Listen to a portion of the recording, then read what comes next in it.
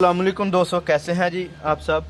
आज हमारे पास है जी हुंडई तो 2012 मॉडल है इसका। ये फ्यूल पंप हमने खोला जी, ये गाड़ी खड़ी रही थी, ठीक है। ये फ्यूल पंप देख सकते हैं, इसका फ्यूल पंप आता है जी लेफ्ट साइड रियर कुर्सी के नीचे, और ये देख सकते हैं जी राइट साइड में कुर्सी के नीचे ये गेज है, ठीक है जी।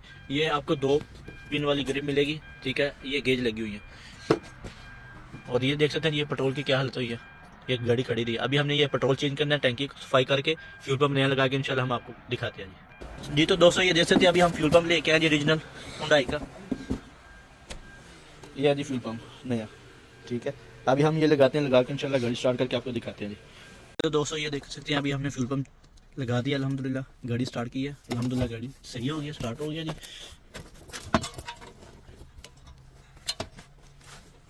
ये देख सकते हैं जी, अल्हम्दुलिल्लाह गाड़ी अभी स्टार्ट है जी।